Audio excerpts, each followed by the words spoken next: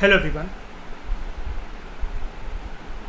इस लेक्चर में हम लोग बात करेंगे सेकेंड पेलियोजोइक एरा के पीरियड के बारे में। कैम्ब्रियन हम लोगों ने प्रीवियस लेक्चर में डिस्कस कर लिया। अब हम लोग बात करते हैं ऑर्डोविशियन के बारे में। ऑर्डोविशियन पीरियड जो कि किसका पीरियड है? पेलियोजोइक एरा का। पेलियोजोइक एरा किसका पार्ट है? फेनीरोजोइक ईयन का। ठीक है,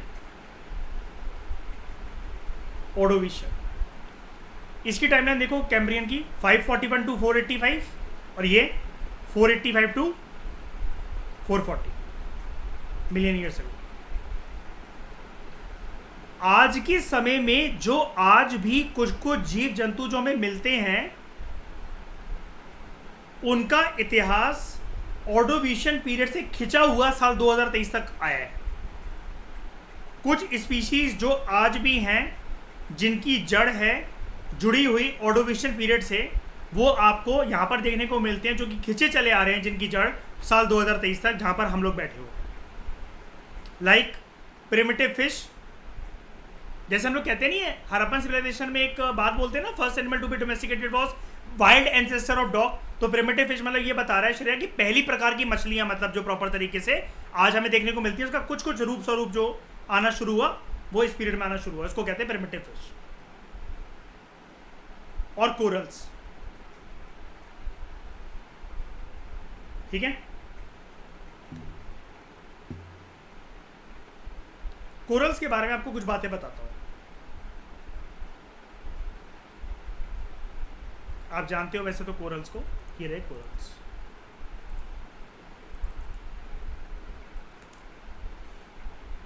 ठीक है, ये कलरफुल हो तो ये क्या इंडिकेट करता है कि मरीन लाइफ क्या है, हेल्थी है कि बर्बाद है? हेल्थी है। और यहीं ये वाइट हो जाए तो उसको क्या बोलते हैं? ब्लीचिंग, है ना। ये क्या इंडिकेट करता है कि मरीन लाइफ यहाँ पर खराब हो गई है। तभी तो देख रहे हो ना, ये उल्लू के पट्टों की तरह अकेला घूम रहे हैं यहाँ पर। और यहाँ पर देखो इतनी सारी मछलियाँ वगैरह ये सब कुछ आपको देखने को मिलेंगी, सब साथ में घूम रहे हैं। ठीक है, कुछ बचा ही नहीं, वो बंजारों की तरह घूमने में लगा हुआ टॉर्टोइस अकेला। तो कोरल अल्टीमेटली इंडिकेट करता है कि मरीन लाइफ कितनी हेल्थी है, क्या है। लेकिन ये जो स्ट्रक्चर्स मुझे दिख रहे हैं भाई, ये क्या है? ये पेड़ पौधे हैं, खाने लायक हैं, इन पे बैठ जाओ, इन पे सो जाओ, करना क्या है? तोड़ के ले आऊँ मैं इसको घर पे लगा लूँ, क्या होगा उससे? ये क्या क्या है और ये आए कैसे यहाँ पर? इसके ऊपर पैर रखूँगा ये धंस जाएगा मेरा पैर, या ठोस रहेगा? क्या है ये, समझते हैं इसको। तो कोरल्स क्या होते हैं? कोरल्स की सबसे बड़ी बात या ये याद रखना, कई लोगों को जो कंफ्यूजन होती है, corals are animals, they are not plants.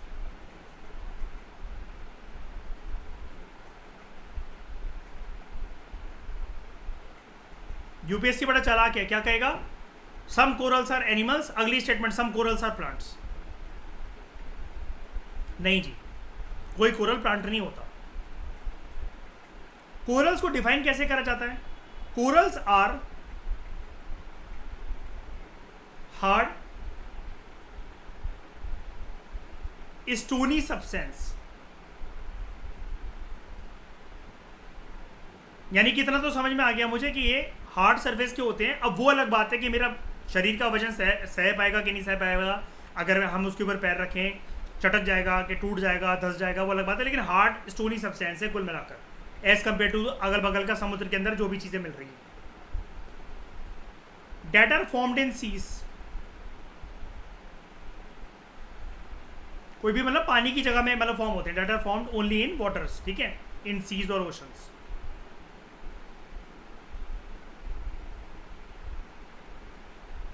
Seize या ओशन में फॉर्म होंगे। कौन फॉर्म करता है भाई इनको? They are formed by very small sea animals.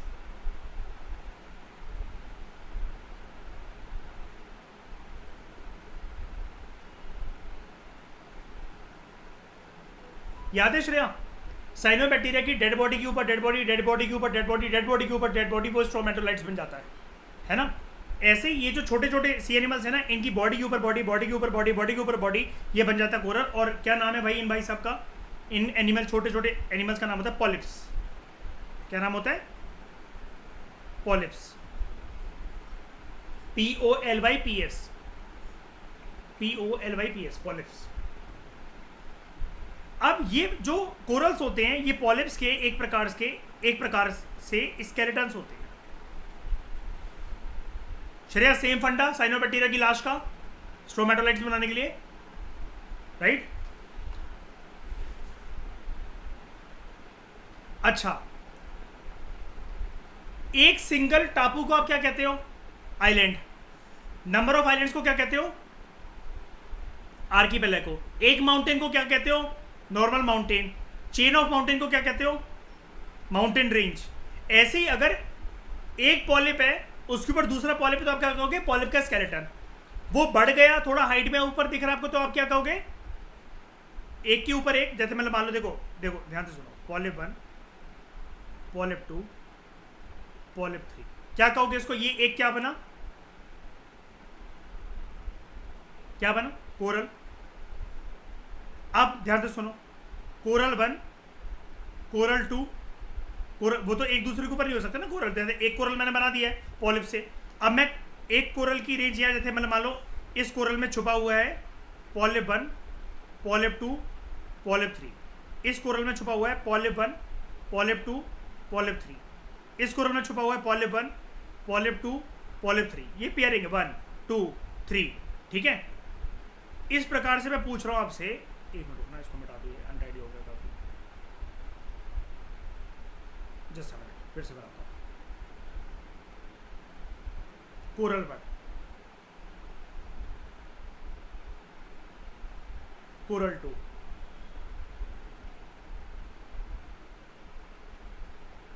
Coral 3, coral 4,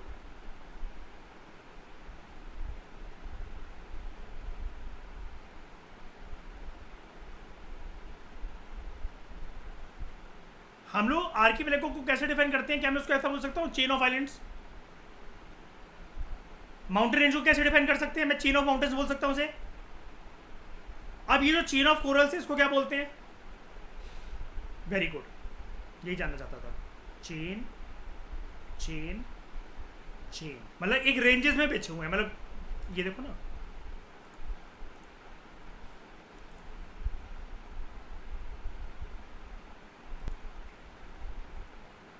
chain है पूरी की पूरी है। ये देखो, कोरल 1 2 3 4 5 6, सेम यही बनाया मैंने, यही बनाया, चेन है ये पूरी की पूरी।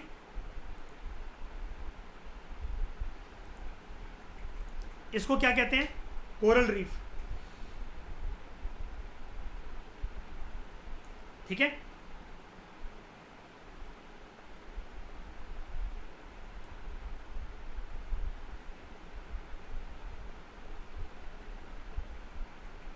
कोरल रीफ, जिसको डिफाइन कैसे करते हैं हम लोग?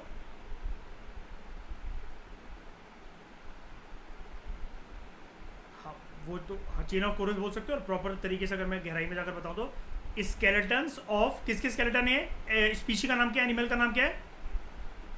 Polyps. Skeletons of polyps in collective form, right? इसमें साथ ही ना झुंड बनाकर पड़े हुए ना, इन कलेक्टिव फॉर्म।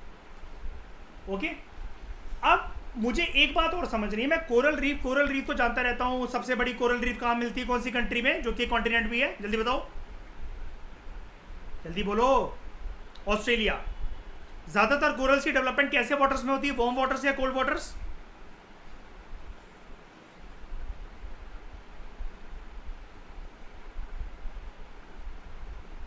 Warm waters. लेकिन इनको खतरा कब बढ़ जाता है? जब ये ज्यादा टेम्परेचर बढ़ जाए पानी का, गर्म हो जाए पानी, है ना? तो क्या हो जाएगी कोरल की ब्लीचिंग। और ब्लीचिंग के बाद ये कैसे कलर के दिखेंगे? वाइट।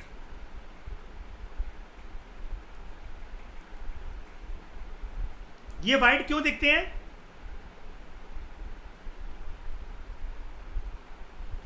क्योंकि स्केलेटन है वो किसके? पॉलिप्स के।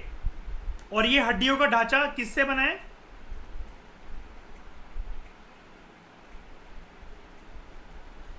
कैल्शियम से, तो दूध में मिलाकर पी जाओ किसको?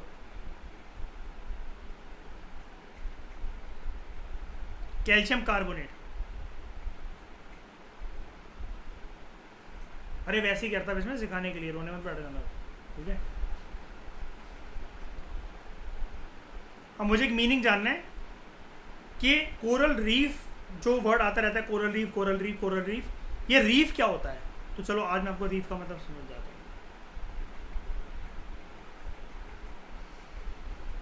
रीफ इसको कहते हैं, सबसे बड़ी बात तो रीफ में कुछ कीवर्ड याद रखना। रीफ हमेशा एक प्रकार की एक रिज होती है। रिज मतलब किसी चीज का एक छोटा सा माउंटेन, मतलब पहाड़ टाइप, मतलब एक ढांचा बन रखा हो, ढेर बन रखा हो, जिसको ढेर कहते हैं, ठीक है। ये या तो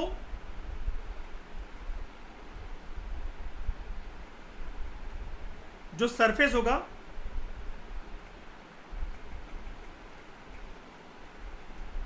सी का या ओशन का, उसके पास मिलेगा या उसके ऊपर मिलेगा।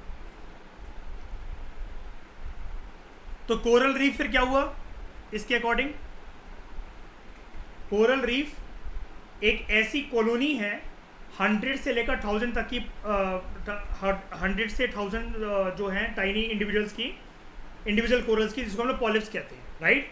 यानी कि ये रिज है किसका? Coral reefs are ridge of hundreds and thousands of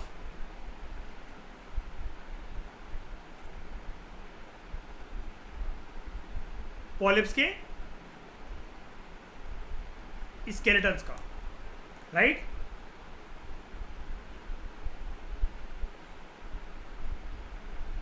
और फीचर इनके, कोरल्स जो होते हैं,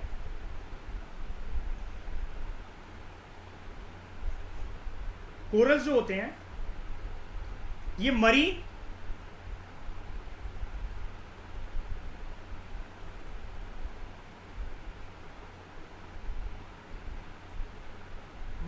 इनवर्टिब्रेट एनिमल्स होते हैं।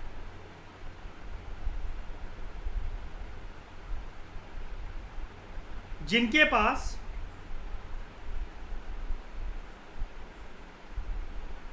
हार्ड एक्सोस्केलेटन होता है,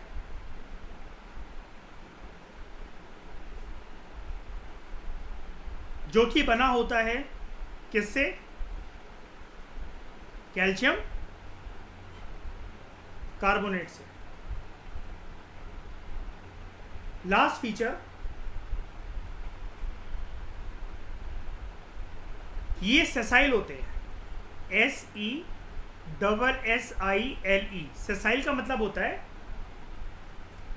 जब कोई एक ही जगह पड़ा रहता है ना, ढीला डाला सा, जब कोई हिलता नहीं अपनी जगह से, उसको सेसाइल कहते हैं। That is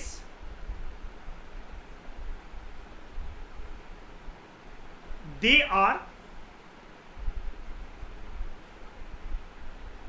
permanently fixed at one place, पड़े हुए स्टैचू की तरह। ये वाली बात बताना क्यों जरूरी है इनके सेसाइल नेचर को? एक सेकेंड में इसको ना मार्क करता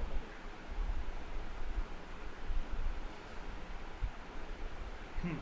ये जो येलो में मैंने मार्क करा है सेसाइल, ये वाली बात बताना क्यों जरूरी है? क्योंकि आपका मन सोचेगा अगर स्टेटमेंट आ गई कि ये तो एनिमल्स हैं, आपने तो पहले थंब रूल बता दिया था, ये प्लांट्स नहीं होते, एनिमल्स होते हैं, तो एनिमल्स तो मूव कर सकते हैं। तो कोरल भी पानी के बहाव से, ओशन करंट आता होगा, सी करंट आता होगा, तो मूव कर जाते होंगे। नहीं यार, ये मूव नहीं करते, इनका नेचर यही है, ये ना ऐसे एनिमल है, ढीठ है, ये अपनी जगह से हिलते नहीं, कभी नहीं हिलते, ये यहीं पड़े हैं। अगर ये यहाँ बन गया, अगर ये पॉलिप की बॉडी अगर अभी ये यहाँ बन गई है, तो ये यहीं पड़ी रहेगी अभी ये। अब जब इसकी हस्ती मिटेगी तो भी यहीं मिटेगी, अगर ये फलेगा फूलेगा तो भी यहीं फूलेगा, तो भी यहीं ग्रो होगा। समझ गए? आपको पॉलिप्स के बारे में, कोरल्स के बारे में जानने की बस यही ज़रूरत है, मतलब इतने पॉइंट्स काफ़ी हैं। इक्के दुक्के हमारे चैप्टर रहेगा डेडिकेटेड, हम उसके बारे में हम डिस्कस करेंगे, तब आपको पता लग जाएगा। लेकिन these are some very very unique points. इसके बियॉन्ड यूपीएससी के एग्जामिनर का थिंकिंग पैटर्न नहीं जा सकता, जब तक कोई बहुत बड़ा घटनाक्रम ना हो जाए। वो हमारे करंट अफेयर में हो ही जाएगा, पता ही लग ही जाएगा अगर हमें ऐसा कुछ हुआ है तो। और कोई घटनाक्रम नहीं होता, कोरल से रिलेटेड एक ही न्यूज़ आती रहती है हर साल, कोरल ब्लीचिंग हो रही है, ब्लीचिंग हो रही है, ब्लीचिंग हो रही है, पानी बढ़ रहा है, गर्माहट बढ़ रही है ग्लोबल वार्मिंग की वजह से।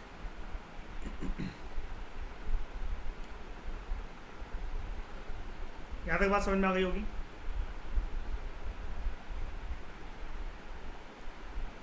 ऑर्डोविशियन पीरियड के अंदर सबसे कॉमन लाइफ फॉर्म्स जो डेवलप हुए देवर ट्राइलोबाइट्स, स्नेल्स और शेलफिश। ट्राइलोबाइट्स बताता हूं मैं आपको क्या होते हैं। सबसे बड़ी बात तो याद रखना कि ट्राइलोबाइट्स, मैं कोई और कलर ले लेता हूं, आपको दिख जाएगा आराम से,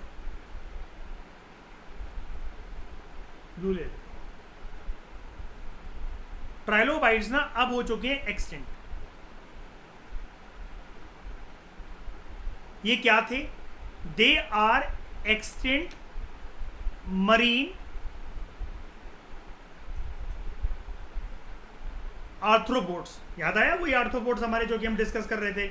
इंटरनल स्पाइन नहीं होती, इनवर्टिब्रेट्स होते हैं, hard outer skin, joint limbs, segmented body, shell chitin से बना हुआ है, ग्रो करना है तो उसको शेड करना पड़ेगा। 4 मेजर ग्रुप्स होते हैं, insects, myriapods like centipedes, arachnids like spiders, mites and scorpions, crustaceans like prawns and crabs. मैं क्या बोल गया, रिवीजन करोगे तो समझ में आएगा, ठीक है। एक्सटिंक्ट मरीन आर्थ्रोपोड्स, जिसके बारे में हमने प्रीवियस लेक्चर में पढ़ा था, कल की क्लास में, एक्सटिंक्ट हो चुके हैं। यानी कि श्रेया जो आज हमें आर्थ्रोपोड्स देखने को मिलते हैं, क्रैब वगैरह, ये कुछ और थे। अच्छा दिखाऊं कैसे थे, मतलब निकले उन्हीं से ही हैं, लेकिन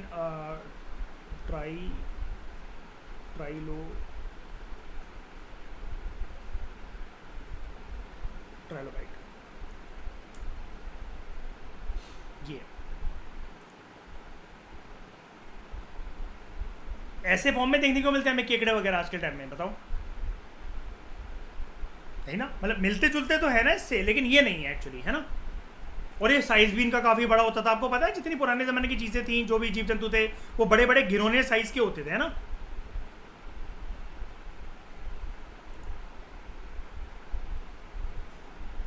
समुद्र से इनके फॉसल मिले हैं क्योंकि हमें, तो they are extinct marine arthropods. और एक इनकी पहचान और बताता हूँ, इनकी आइडेंटिटी। इनको आप बोल सकते हो दे आर, ये वर्ड देखना, they are prehistoric relatives. आप जैसे नाश करते हो ना कि हमारे खानदान के लोग ऐसे थे, उन्होंने आज़ादी की लड़ाई में पार्टिसिपेट करा था, ठीक है, हमारी घर से वो थे, वो हमारे रिश्तेदार हुआ करते थे, तो ऐसे ही they are prehistoric relatives of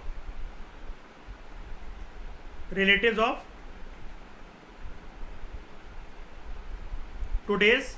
जो आज के समय में आपको कौन देखने को मिलते हैं, दो इनके रिश्तेदार majorly, crabs and lobsters. Trilobites pre historic रिश्तेदार थे क्रैब्स और लॉबस्टर्स के, और ये एक्सटिंक्ट मरीन आर्थ्रोपोड्स थे। स्नेल तो फिर आप जानते ही हो,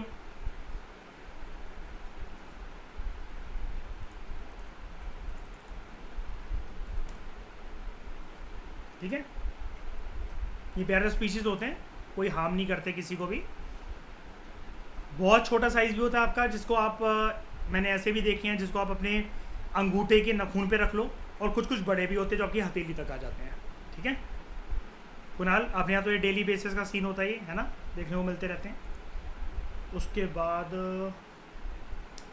क्या बता रहा था मैं, हाँ ये तो स्नेल हो गया। हाँ शेलफिश, ये जो शेलफिश होती है ना, कोई मछली नहीं होती है, मतलब कोई एक मछली नहीं है ये। दिखाता हूँ मैं, देखो अगर आप इस पर लिखोगे ना शेल फिश, कोई फोटो नहीं है किसी मछली की। देखो उसमें केकड़ा भी दिख रहा है मुझे, ये अलग अलग प्रकार के ये सब जीव जंतु भी दिख रहे हैं, इसके अंदर स्कॉर्पियो वगैरह ये सब भी दिख रहा है। शेल फिश कुछ नहीं है, पानी के पास मिलने वाला कोई भी ऐसा जीव जंतु जिसके पास शेल हो, चिटिन का, वो शेल फिश होता है। अब शेल फिश को डिफाइन कैसे करेंगे, एक दो पॉइंट्स देता हूँ इसके बारे में ज़रा।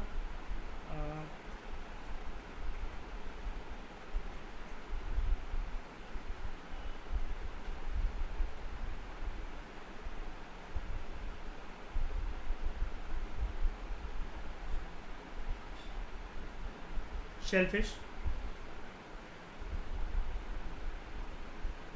ये एक सबसे बड़ी बात तो याद रखना, ये एक इनफॉर्मल और कैजुअल टर्म होती है, क्योंकि किसी एक फिश के लिए तो यूज करी नहीं जा रही।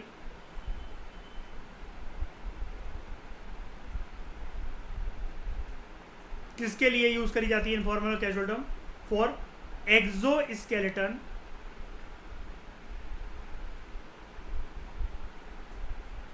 बियरिंग, या एक्सोस्केलेटन इसका मतलब हार्ड आउटर कवरिंग है ना, एक्सो मतलब बाहर है। क्रैब की कवरिंग बाहर होती है ठोस, हमारी कवरिंग को ठोस बाहर दिखती है, हड्डियां जितनी भी ठोस है हमारे अंदर है, ऊपर स्किन है, सॉफ्ट है ना।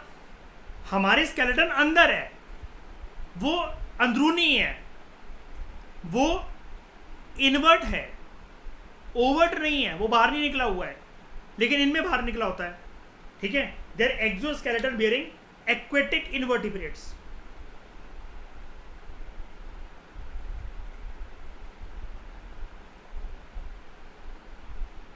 invertebrates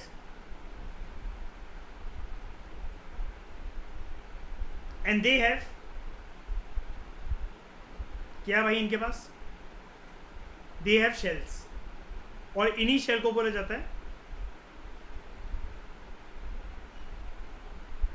इनका एक्सोस्केलेटन। इसका एग्जांपल है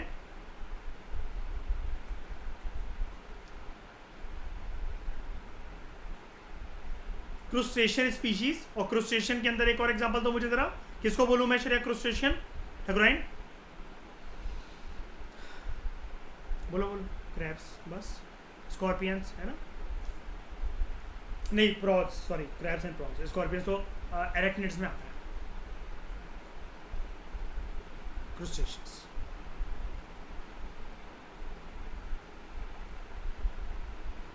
और एक और चीज़ कन्फ्यूज मत हो जाना कि भाई मैंने स्कॉर्पियन बोल दिया तो आप उसको एग्जांपल में नहीं ले सकते। अरे जिसका भी आउटर कवरिंग हो, वो तो मैंने क्रूस्टेशियन बोला, तो मैं क्रूस्टेशियन का एग्जांपल पूछ रहा था आपसे, ठीक है। ये सारे है तो ये देखो आर्थ्रोपोड्स ही, मतलब एक प्रकार से डिस्कस तो उसी कैटेगरी के अंदर हो रहा है।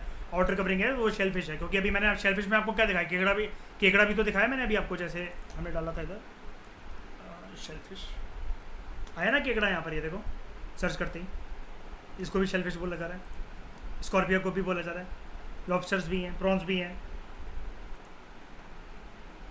ऑयस्टर्स।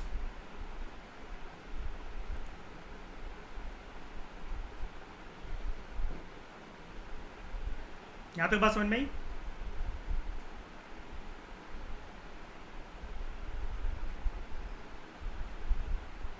अब देखो आगे और चीज, ऑर्डोविशियल पीरियड के अंदर मोर इंपॉर्टेंटली पहले आर्थ्रोपोड्स जो थे, सबसे पहले जो पहली बार इमर्ज हुए, वो अब समुद्र छोड़कर सी शोर की तरफ जाने लग गए।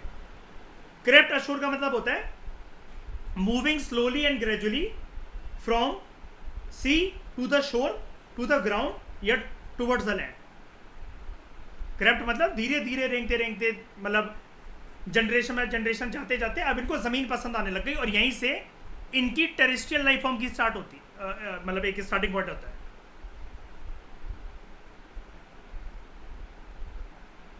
अब आप कहोगे टेरेस्ट्रियल लाइफ फॉर्म तो सर आप उसमें भी बता रहे थे हमें कल के लेक्चर में, यहाँ पर फेनिरोजोइक में यहाँ पर स्टार्ट हो गया था बर्ड्स वगैरह। अरे मैं यहाँ पर बोल क्या रहा हूँ, मैं यहाँ पर बोल रहा हूँ आर्थ्रोपोड्स का टेरेस्ट्रियल लाइफ फॉर्म, उसकी शुरुआत हो गई थी। अभी तक ये केकड़े वगैरह ये सब, इसका मतलब आप ऐसा समझ लो कि पानी के अंदर पाए जाते थे, लेकिन केकड़ा क्या लोग घर में नहीं रखते हैं, स्नेल्स को कई लोग घर में नहीं रखते हैं, मतलब हल्का फुल्का पानी डालो बाहर निकालो के मर जाएगा एकदम से। ये जो इसने हैबिट डेवलप करी है ना बाहर भी, मतलब सरवाइव करने की, इन सब ने, आर्थ्रोपोड्स ने, वो इसी एरा में करी है। वो इसके किनारे आते रहे तो जमीन पे अच्छा खासा रहना सीख गए थे। अब बेचारों की किस्मत बहुत बेकार होगी कि इस जमाने के अंदर वो पैदा हुआ। अभी कुछ ऐसा होगा कि सारे के सारे लुप्त होने वाले हैं।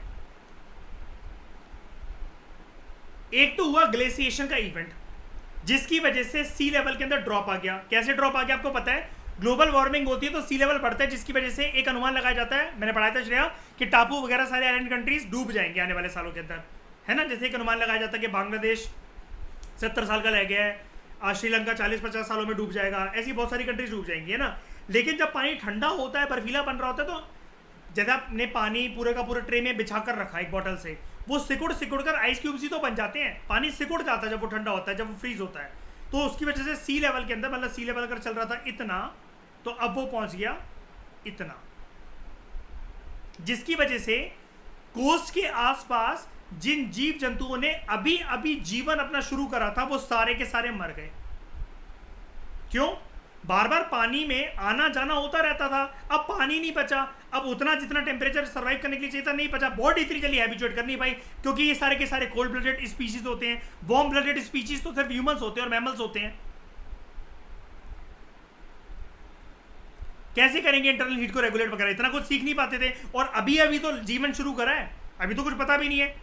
छोटा बच्चा सर्वाइव कर लेगा बार बार उसको ठंडा पानी गर्म पानी ठंडा पानी गर्म पानी में डालते रहो तो? बताओ, मर नहीं जाएगा? अब इस ग्लेशिएशन की वजह से मैंने आपको एक हाइपोथेसिस पढ़ाई थी अभी कुछ लेक्चर्स पहले, याद है श्रेया? स्नोबॉल इवेंट, स्नोबॉल अर्थ इफेक्ट। ये एक हाइपोथेसिस है, मैंने बताया था, मैं सच नहीं मानता अगर हाइपोथेसिस ये तो। स्नोबॉल अर्थ इवेंट, जिसकी वजह से पूरा अर्थ क्या हो गया था? फ्रोज हो गया था।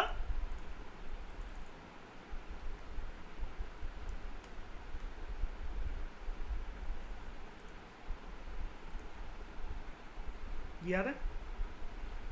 ये एक जियो हिस्टोरिकल हाइपोथेसिस है जो कि ये प्रपोज करती है during one or more of the earth's icehouse climates, ये पूरा का पूरा जो हमारा प्लेनेट है वो सारा का सारा फ्रोजन हो गया था। और इसमें एक और चीज़ मैं आपको बताना चाहता हूँ, ये ना इवेंट था, मैं आपको पहले भी वैसे बता चुका हूँ, फिर से बता देता हूँ, कोई दिक्कत नहीं है। एक इम्पोर्टेंट बात,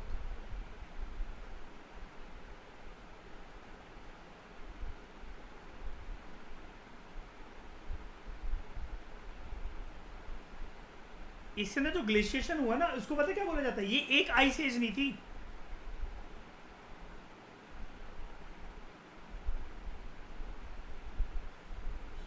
it was a series of ice edges.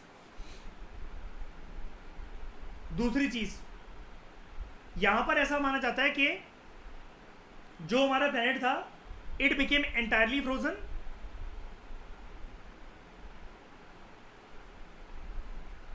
इस कदर कि there was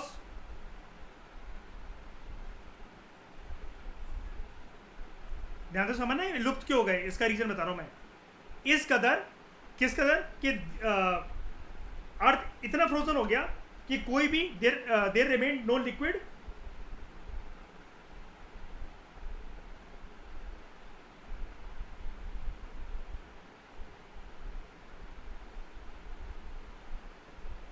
oceanic or surface water, पानी की बूंद का एक स्रोत भी पृथ्वी के ऊपर बचा नहीं, सब कुछ बर्फीला बर्फीला बर्फ बर्फ बन गया।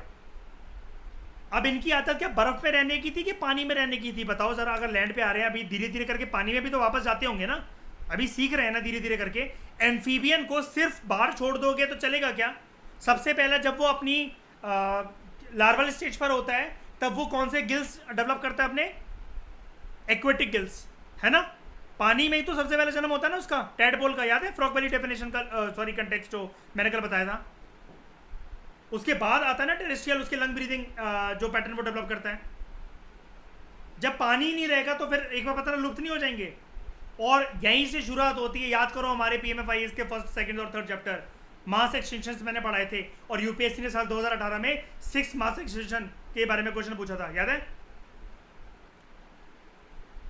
और पूरी पीएमएफआईएस में कम से कम 7 से 8 बार मास एक्सटेंशन का जिक्र हो चुका है यही। लेकिन आज आपको पहली बार डिटेल में जानने को मिल रहा है कि पहला मास एक्सटेंशन के पीछे ये रीजन रिस्पॉन्सिबल था। और अगला जो पीरियड आने वाला है ऑर्डोविशियन के बाद, वो आने वाला है सिल्यूरियन। लेकिन सिल्यूरियन से पहले एक बाउंड्री आ गई ऑर्डोविशियन सिल्यूरियन के बीच में। तो इस इवेंट को बोला जाता है, इस स्नोबॉल अर्थ इवेंट की वजह से जो घटनाक्रम हुआ, जैसे आपको पीएमएफआईएस के आपने शुरू के लेक्चर देखे होंगे, वहां पर एक टेबल कराई थी मैंने, टेबलर रिप्रेजेंटेशन। तो उसमें आपको इतना कुछ समझ में नहीं आया ये इसकी वजह से हुआ है, उसकी वजह से हुआ है। लेकिन आप अभी जानोगे इस चैप्टर में मैं आपको सारी की सारी मास एक्सटेंशन कवर करवा दूंगा, उसके पीछे ठोस रीजन दे देकर, ताकि अगर कल को आपको देखो, अगर प्रीलिम्स में वो उसने क्वेश्चन पूछ रखा है ना, अभी मैं प्रीवियस ईयर क्वेश्चन पेपर की आपको डिस्कस कराऊंगा, यू विल बी सरप्राइज कि आप प्रिडिक्ट कैसे कर सकते हो कि जो क्वेश्चन कुछ साल पहले प्रीलिम्स में आए थे उनका मेंस का क्वेश्चन भी बन सकता है, और मास एक्सटेंशन का क्वेश्चन बहुत प्यार से मेंस के अंदर बन सकता है। तो ऑर्डोविशियन सिल्यूरियन एक्सटेंशन इसको कहते हैं, मतलब ऑर्डोविशियन के पास सिल्यूरियन एज आने वाली है, लेकिन इसके बीच में जो बाउंड्री रह गई ना, ये जो एक गैप आ रहा है, ऑर्डोविशियन सिल्यूरियन एक्सटेंशन इसको बोलते हैं. This was the event which was known as first mass extension. Reason इसके पीछे क्या था? ग्लेशिएशन और एक hypothesis of snowball earth event, जब पूरा का पूरा अर्थ फ्रोजन हो गया था और पानी की एक बूंद भी, पानी जैसी कोई चीज ही नहीं बची थी, वो बूंद भी बर्फ की बूंद बन गई थी.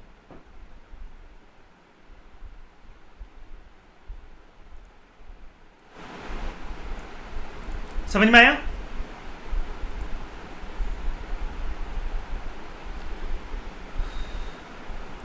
तो चलो इसके बारे में कुछ जानते हैं. Ordovician Silurian extension, the first mass extension. पृथ्वी में बड़े सारे मास एक्सटेंशन हुए हैं, उनमें से सेकंड डेडली समझा जाता है. इससे ज्यादा भी कोई खतरनाक होगा, देख लेंगे उसको आगे, डोंट वरी. इसने मरीन कम्युनिटीज को बहुत इफेक्ट करा है ना, क्योंकि टेरेस्ट्रियल लाइफ फॉर्म तो अभी तक श्रेया में स्टार्ट होते हुए दिखी नहीं है, मतलब हल्की हल्की मरीन स्पीशीज तो है जो टेरेस्ट्रियल लाइफ फॉर्म तक जा रही थी. कैरेप्टाशोर जो मैंने वर्ड मार्क करा है, पहले आर्थ्रोपोड्स जमीन तक जा रहे हैं, लेकिन ज्यादातर तो मरीन स्पीशी है ना. अगर वो जमीन तक पहुंच ही गए थे तो साला सर्वाइव क्यों नहीं कर सके? पानी की क्योंकि दोबारा आवश्यकता थी जीवन व्यापन करने के लिए. मरीन कम्युनिटीज को उसने बहुत इफेक्ट करा. हुआ क्या था यहाँ पर, याद है हमारा सुपर कॉन्टिनेंट हुआ करता था, सारे कॉन्टिनेंट मिलकर एक ही लैंड मास से, गोंडवाना लैंड है ना, एंड सुपर ओशन पेंजिया. तो जब ये गोंडवाना लैंड जो था, जो सदर्न सुपर कॉन्टिनेंट था, ये साउथ पोल की तरफ ड्रिफ्ट हो गया. तो जब ये यहाँ पर ड्रिफ्ट हो गया, पानी तो सारा का सारा फ्रोजन हो ही रहा था पूरा का पूरा. वहां पर आइस कैप्स बन गए और जमीन भी पूरी प्रॉपर बर्फीली हो गई. कुछ ऐसे ये पूरा बर्फीला हो गया सब. ये आइस कैप्स बनना शुरू हो गए. जितना पानी था धीरे धीरे करते करते सब बर्फीला होता चला गया. मतलब आप ये सोचो कि बर्फ यहाँ पिघल रही है, इसको इमेजिनेशन में अपना उल्टा ले जाओ कि सब पानी पानी था, अब ये बर्फ बनती चली जा रही है. सब बड़े बड़े ऊंचे टीले बन गए ऐसे ये बर्फ के.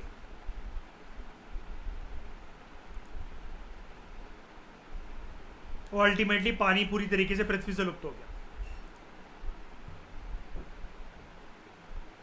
अब दो चीजें क्या चल रही थी जब सब कुछ बर्फ बन गया? सी लेवल कम हो गया. क्यों? मैंने आपको बताया ना, बर्फ सिकोड़ लेती है अपने आप को, तो पानी को कंप्रेस कर देती है, तो वो लेवल कम हो गया.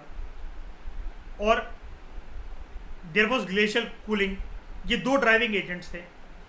कुल मिलाकर ये दोनों चीजें वही बता रहे हैं, 100 बात की एक बात, पानी की एक बूंद तक नहीं बची थी, which was very important for the survival of the first arthropods. अब जब सब कुछ बर्फीला था तो एटमॉस्फेयर के अंदर जो कार्बन डाइऑक्साइड था उसकी मात्रा गिर गई. कार्बन डाइऑक्साइड किस में मदद करता है? ये कैसी गैस होती है? Green house gas. Green house gas effect पैदा करती है. सूरज था उस टाइम पर कि सूरज भी लुप्त हो गया था? सूरज तो था, लेकिन सूरज की हीट को, अगर सूरज की हीट धरती पर पड़ रही होती तो ये बर्फ पिघल जाती, लेकिन उसको हीट को ट्रैप करने के लिए एटमॉस्फेयर में कौन सी गैस चाहिए थी? उस टाइम पर ज्यादा गैसेस तो वैसे भी नहीं थी.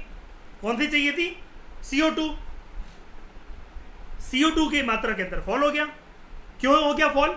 ये CO2 अभी तक रिलीज कैसे हो रहा था? वॉल्केनिक आउटगैसिंग की वजह से. जब सब कुछ ठंडा हो गया तो वो वॉल्केनो भी अच्छे से नहीं फट रहे थे. और ये ऑर्डोविशियन ग्लेशिएशन इवेंट से पहले ही हो गया था. अब जब ये ऑर्डोविशियन ग्लेशिएशन इवेंट होने वाला था, एक्चुअली हुआ क्या था? वॉल्केनो फटा था कुछ टाइम तक, लेकिन इसने ना जितनी CO2 रिलीज करनी चाहिए थी वो ना करके CO2 एब्जॉर्ब करवा दी. कैसे? समझो इस चीज को, बड़ा इंटरेस्टिंग चीज है भाई. वॉल्केनिक एक्टिविटी हो रही थी अगर इससे पहले, फिर तो ये बर्फ आ ही नहीं सकती थी कहीं से भी, क्योंकि CO2 रिलीज होगा. CO2 एक ग्रीन हाउस गैस है. अर्थ पे पड़ने वाली सन की हीट को वो एब्जॉर्ब कर लेगा, तो बर्फ तो कैसे भी नहीं जम सकती थी. पानी के कुछ तो स्रोत होते ही होते. इस वॉल्केनिक घटना ने जमा दिया अर्थ को. कैसे?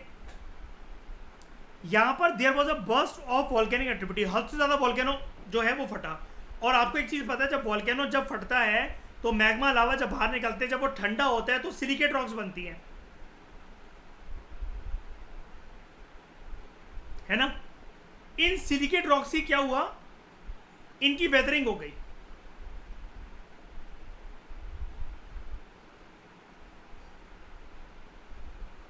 इनकी वेदरिंग हो गई।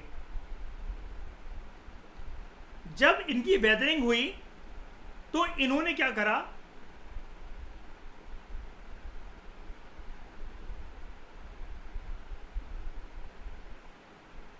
प्रिसिपिटेशन करवा दी। जितनी भी बारिश वगैरह हो रही थी वो सारा का सारा CO2 वगैरह जो था वो बारिश की वजह से ओशन में डंप हो गया, तो एयर से सारा CO2 निकल गया। जब वो ओशन में डंप हो गया, बर्फ बनना शुरू हुई, तो मुझे बताओ CO2 तो बचा ही नहीं हीट को ट्रैप करने के लिए, ओशन में डंप हो गया। सिलिकेट रॉक ने वेदरिंग इस प्रकार से करी कि घटना को अंजाम देती है कि बारिश करवा दी।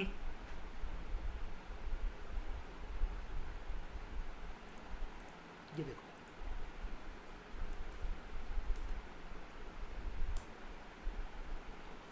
सिलिकेट वेदरिंग की वजह से क्या होता है, ये वॉल्केनिक आइलैंड्स और कॉन्टिनेंट्स में बेसिकली जो ये रॉक्स वगैरह बन जाती है, जब ये वॉल्केनो मान लो जब वो पिघलता है पूरा का पूरा, ठोस सतह जब बन जाती तब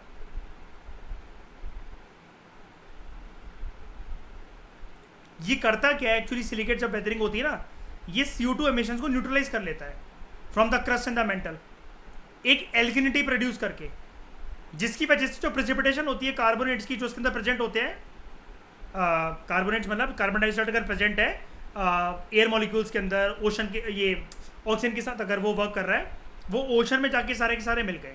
जब वो ओशन के साथ जाकर मिल गए भाई, कार्बन एमिशन न्यूट्रलाइज हो गया। सोच के देखो, वर्क ही नहीं कर रहा वो बिल्कुल, और बारिश हुई तो वो ओशन में जाके घुल गया, एल्कलाइन नेचर का हो गया वो बिल्कुल।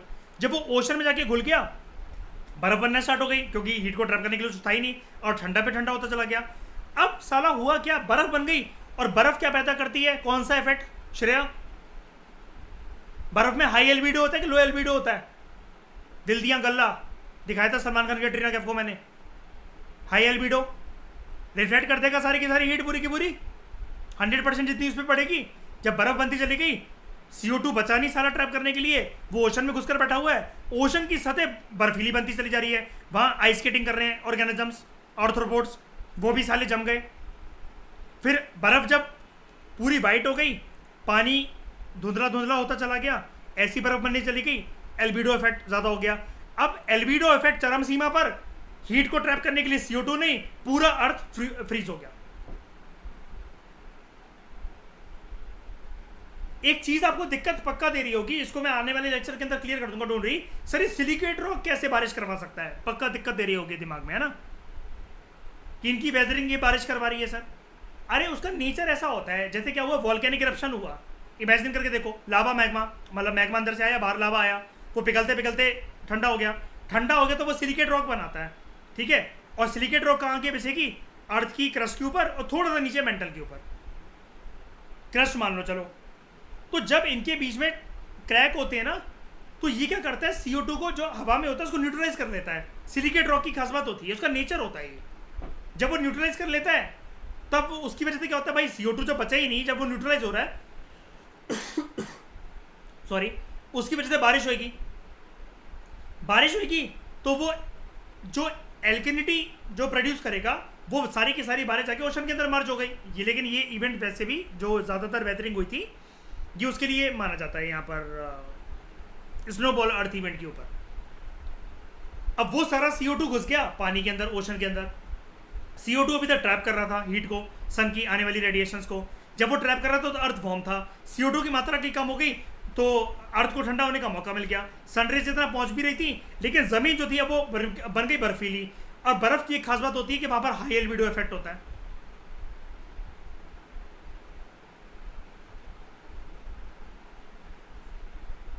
और आइस में तो सबसे ज़्यादा होता है, आइस तो 100% रिफ्लेक्शन के लिए रिस्पॉन्सिबल होता है।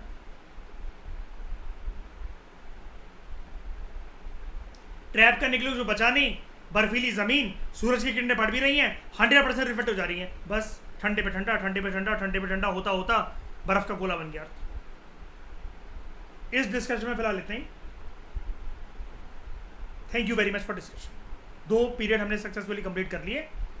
अब हम सिल्यूरियन पीरियड के बारे में बात करेंगे नेक्स्ट लेक्चर में। Thank you very much.